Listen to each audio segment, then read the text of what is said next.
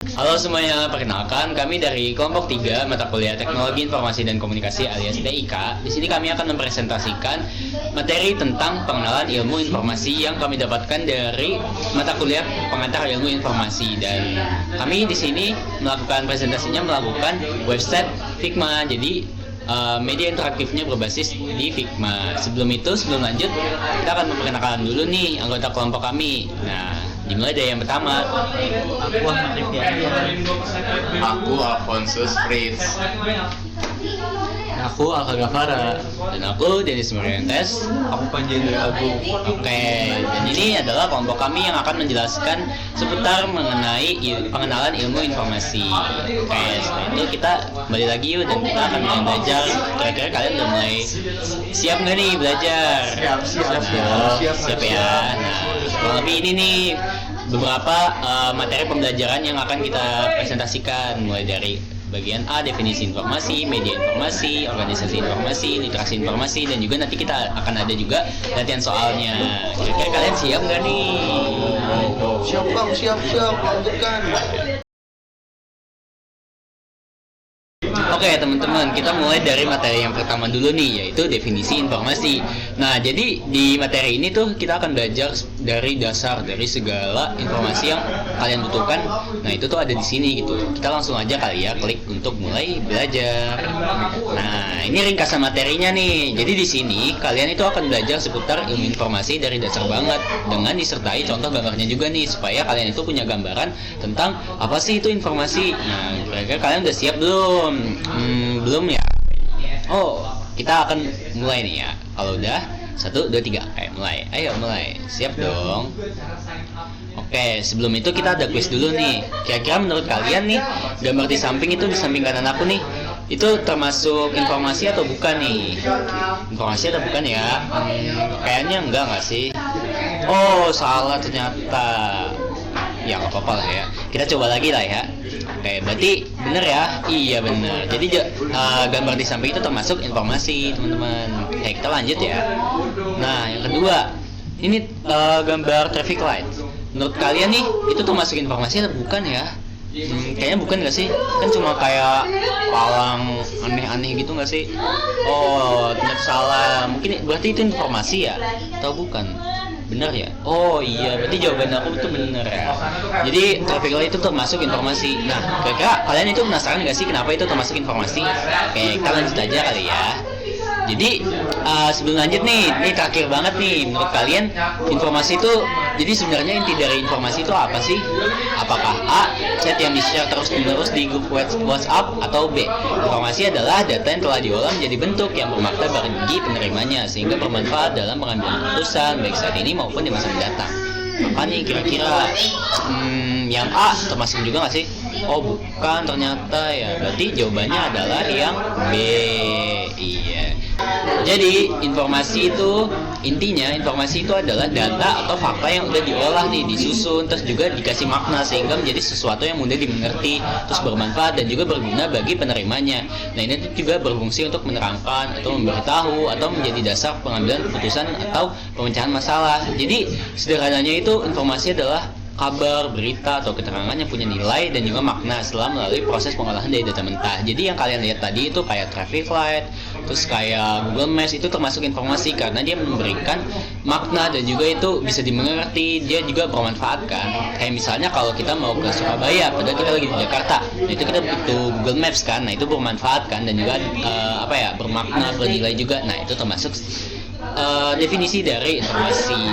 Kurang lebih seperti itu teman-teman tentang bagian definisi informasi. Dan berikut adalah referensinya, di mana referensi ini kami dapatkan dari mata kuliah pengantar ilmu informasi TM kedua alias tatap muka kedua yang berjudul Konsep Dasar Informasi dari Bu Vinta Sepila pada tahun 2025. Kita lanjut belajar yang lain kali ya. Dan yang kedua ini kita akan belajar selanjutnya nih mengenai media informasi, dan ini akan dijelaskan oleh rekan saya selanjutnya.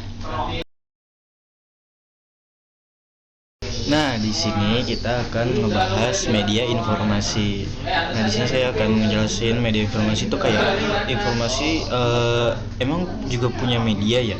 Berarti kayak kita bisa main TikTok atau apa segala macam. Nah, yaudah kita langsung belajar aja. Nah, mungkin di sini ada ringkasan materi. Di sini kalian akan belajar seputar informasi yang disampaikan melalui berbagai sarana atau media yang dikategorikan berdasarkan format fisiknya. Nah, udah siap belajar belum? Kalau belum, ya udah kita balik dulu. Nah, kalau udah oke, kita siap. Kita lanjut ke sini. Nah, di sini ada 3 bentuk media informasi. Tapi sebelum itu, saya akan ngejelasin media informasi itu apa. Media informasi itu adalah kayak jembatan komunikasi yang memungkinkan pesan atau data yang disampaikan dari sumber ke penerima. Nah, di sini ada contoh-contoh bentuk media informasi. Ada media cetak biasa kayak contoh kayak majalah, koran. Dan di sini ada media yang kedua ada media cetak mikro kayak rekam pita atau film gitu. Nah, di sini ada media pandang dengar. Nah, coba kita cari tahu lengkapnya di sini. Kita pencet aja. Nah, di sini yang pertama media cetak biasa. Jenis media ini mengacu pada informasi yang dicetak di atas kertas atau material sejenis dalam ukuran yang mudah dibaca secara langsung. Informasi pada media ini bersifat statis, mengandalkan teks dan gambar untuk penyampaian pesan. Keunggulan utamanya adalah kemudahannya untuk dibawa dan diakses tanpa memerlukan alat bantu elektronik. Contohnya tuh kayak koran, majalah, brosur, dan lain-lain. Kita lanjut ke media cetak mikro. Nah, media cetak mikro ini adalah kayak metode pengarsipan yang memungkinkan informasi disimpan dalam ukuran yang sangat kecil untuk menghemat ruang penyimpanan yang masif. Dokumen-dokumen dikompresi menjadi skala miniatur dan dicetak pada film, sehingga hanya bisa dibaca dengan alat pembaca khusus yang berfungsi memperbesar kembali gambar tersebut. Media ini umumnya ditemukan di perpustakaan atau lembaga arsip. Contohnya tuh kayak mikrofilm, mikrofiche. Oke, kita lanjut lagi. Yang terakhir ada media pandang dengar. Nah, media pandang dengar ini atau audio visual yang menggabungkan 2 indera utama, yaitu penglihatan dan pendengaran. Media ini memanfaatkan gambar bergerak, slide, film atau rekaman suara untuk menyampaikan informasi secara dinamis dan menarik. Nah, efektivitasnya terletak pada kemampuan untuk menyampaikan konteks, emosi, dan demonstrasi secara lebih utuh dibandingkan media cetak. Contoh ada kayak podcast, film, radio yang seperti itu. Nah, aku ngambil materi-materi ini dari referensi mata kuliah pengantar ilmu informasi yang pertemuan ke-9, yaitu judulnya Organisasi Informasi yang dibikin oleh Bu Vinta Sevilla tahun 2025. Nah, sekian itu saya udah ngebahas media informasi dan kita akan lanjut ke organisasi informasi. Oke teman-teman, kan tadi kalian udah belajar definisi informasi dan media informasi. Nah, sekarang kita lanjut ke bagian yang ketiga, yaitu organisasi informasi. Organisasi yang kalian kenal itu apa sih? BEM, HIMA, Senat, gitu-gitu. Nah, kalau organisasi informasi ini beda guys. Nah, ayo kita klik buat belajar. Nah, di organisasi informasi ini kamu akan belajar seputar sistem pengorganisasian dalam ilmu informasi. Kalian udah siap belajar nih? Udah siap belum? Belum? Ya. Oke. Kasih waktu dulu ya. Kita organisasi informasi ini buat kalian siap belajar. Oke, siap ya. 1, 2, 3. Let's go, kita belajar. Nah, sebelum ini ada pertanyaan nih guys. Menurut kamu mengapa organisasi informasi ini penting gak sih dalam lembaga informasi? Apa? Kalian jawab apa? Yang A? No, jawabannya salah. Ayo kita ulang lagi. Berarti untuk jawaban benernya adalah opsi yang B, karena membantu proses pemilihan, penataan, dan penelusuran dokumen sehingga informasi lebih mudah ditemukan. Nah, jawabannya benar. Kenapa sih jawabannya yang B? Karena fungsi organisasi informasi itu menjadi alat bantu dalam pemilihan, penataan, dan penelusuran dokumen. Hal ini berpengaruh langsung pada kemudahan menemukan informasi. Ya udah berarti ya gitulah intinya guys. Muka bingung. Oke, kita lanjut. Nah, contoh dari organisasi informasi ini apa sih? Yang pertama itu ada perpustakaan, menggunakan sistem klasifikasi kongres untuk menyusun buku dan sumber daya lain. Yang kedua ada arsip nasional, mengelola dokumen sejarah dan arsip negara agar tetap lestari dan dapat diakses. Yang ketiga ada museum, yaitu mengorganisir koleksi artefak berdasarkan periode, asal atau tema. Oke, kita lanjut. Referensi. Nah, ini untuk referensi yaitu udah dari mata kuliah pengantar ilmu informasi dengan judul organisasi informasi dari Bu Vinta. Oke, sekian penjelasan saya mengenai organisasi informasi. Selanjutnya kita akan belajar yang lain ya oleh rekan saya selanjutnya. Terima kasih. Nah, dari tadi kan kalian udah belajar banyak nih. Yang pertama ada definisi informasi, yang kedua ada media informasi, terus yang ketiga ada organisasi informasi. Nah, yang terakhir kita bakal belajar apa sih? Yang terakhir kita bakal belajar literasi informasi. Literasi informasi itu apa sih, Bang? Bukan yang literasi udah termasuk informasi ya? Banyak banget sih. Untuk lebih lanjut, mari kita klik untuk belajar. Nah, jadi singkatnya literasi informasi itu adalah bukan cuma belajar dari bacaan yang panjang banget, tapi juga belajar mengenai seberapa penting literasi dalam bidang informasi.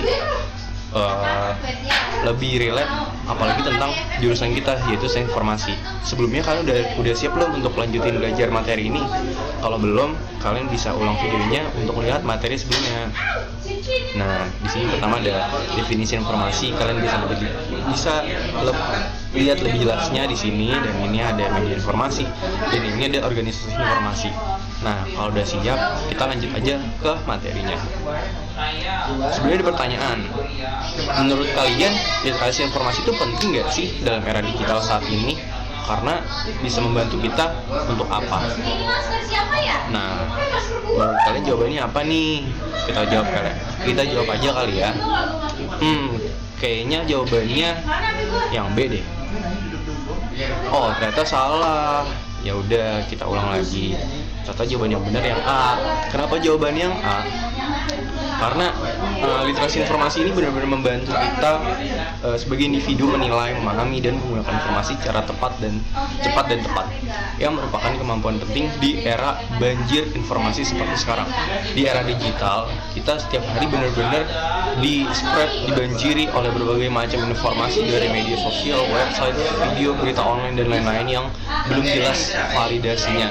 Tidak semua informasi itu benar dan semua informasi itu valid, akurat, atau dapat dipercaya.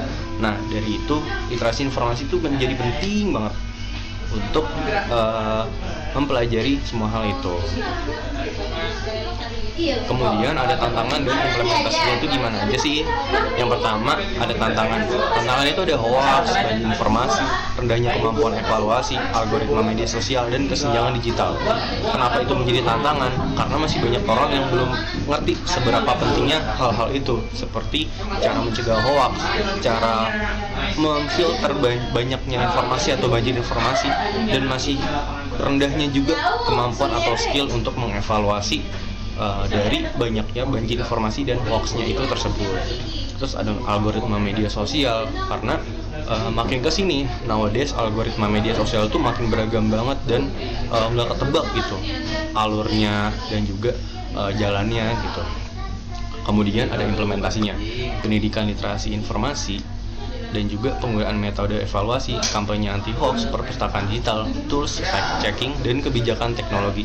Itu beberapa contoh untuk mengimplementasikan agar literasi informasi dapat berjalan dengan lancar. Kemudian yang terakhir, ada referensi yang kita gunakan sebagai bahan belajar kali ini. Kita belajar dari mata kuliah pengantar ilmu informasi pertemuan ke-6 dengan judul Perilaku Informasi di Era Digital, yang dibuat oleh dan sebagai pemateri yaitu Bu Ana Kuswanti. Nah, itu dia dari keseluruhan materi pembelajaran hari ini yang udah kalian saksikan. Untuk lanjut ke step akhir, kita ada beberapa question and answer yang bakal dijelaskan oleh teman kita lainnya. Jadi itu aja. Thank you. Halo, sekarang ketemu bareng aku Aka.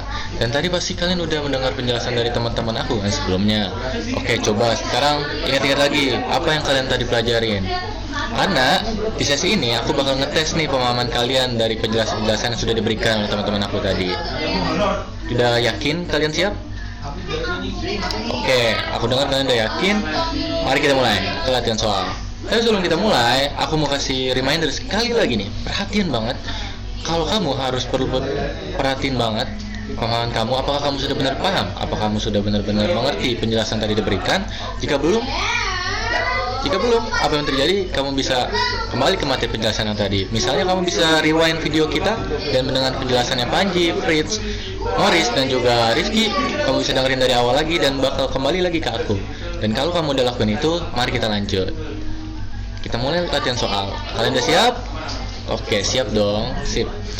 Pertanyaan pertama, dalam konteks 3 dimensi informasi, baik sidik jari atau yang kita kenal juga sebagai fingerprint, saat absensi adalah contoh dari dimensi informasi yang mana? Coba, jawabannya yang mana yang benar? Apa? Opsi B, opsi A, opsi B. Coba kita tes. Apakah opsi B bakal benar? Salah. Oke, kenapa salah? Coba kita cari tahu jawaban yang benar. Karena B salah, kita coba pilih opsi yang A, information as reality. Oke, jawaban yang benar adalah A, information as reality. Kenapa information as reality adalah jawaban yang benar? Karena penjelasannya adalah gini. Dimensi information as reality mengacu pada informasi yang merupakan kenyataan itu sendiri atau entitas nyata yang terjadi. Dan sidik jari yang digunakan dalam proses absensi adalah bukti fisik langsung dari kehadiran seseorang pada waktu dan tempat tertentu. Ini adalah realitas itu sendiri, bukan hanya representasi atau for reality atau deskripsi about reality dari realitas tersebut. Bahasa simpelnya, ketika kalian melakukan absensi dengan sidik jari kalian, itu akan terrecord secara real time, secara waktu yang secara langsung, dan kehadiran kalian dicek melalui fingerprint kalian tadi. Jadi jawaban yang benar apa tadi? A, yes, information as reality. Kita lanjut ke pertanyaan yang berikutnya. Salah satu atribut nilai informasi yang diinginkan adalah relevance atau relevansi. Pertanyaannya, kapan sebuah sinyal atau informasi dianggap relevan bagi penerima? Coba dipikir. Dari penjelasan-penjelasan yang sudah diberikan tadi, kira-kira jawaban mana nih yang benar? Opsi A atau opsi B? Aku bacain ya, opsi A. Ketika sinyal tersebut diterima dengan akurasi 100% tanpa adanya bias atau variabilitas. Coba kedengaran sudah benar belum? Tapi opsi yang lain, opsi B. Opsi B adalah ketika sinyal tersebut sesuai dengan keputusan, kepikiran penerima atau mengubah keputusan pikiran tersebut. Coba, aku kasih waktu 3 detik, pilih jawaban yang benar. 1, 2, 3, oke. Jawabannya apa? Coba, B. Kita coba ya, apakah B benar? Keren, mantap, jawaban kalian benar. Oke, sebelum kita kasih penjelasan kenapa jawaban B benar, coba kita lihat jawaban yang salah. Kalau kalian pilih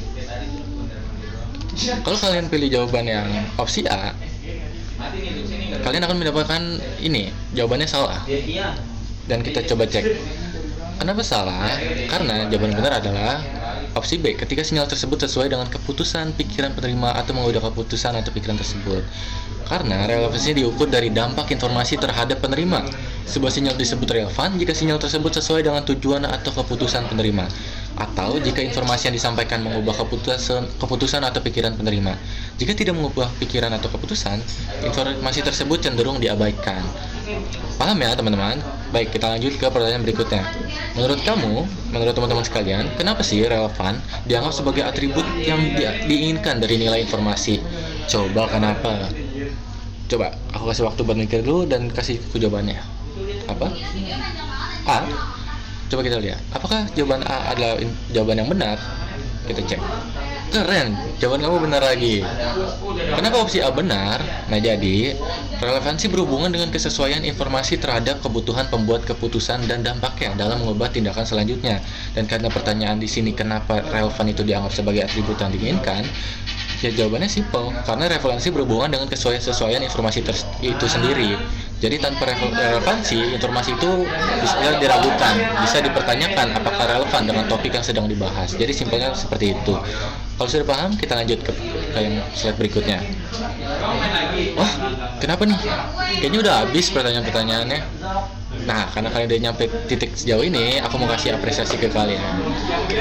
kasih tepuk tangan buat diri kalian sendiri. Aku ucapin selamat karena kalian sudah sampai sejauh ini. Artinya kalian sudah mengikuti penjelasan-penjelasan dari awal sampai akhir dan kalian sudah memahami dengan betul apa itu informasi, organisasi informasi, dan yang lainnya. Dan untuk itu aku ucapkan terima kasih dan jangan lupa untuk apresiasi diri kalian sendiri karena kalian sudah sampai titik sejauh ini. Sekali lagi tepuk tangan untuk kalian.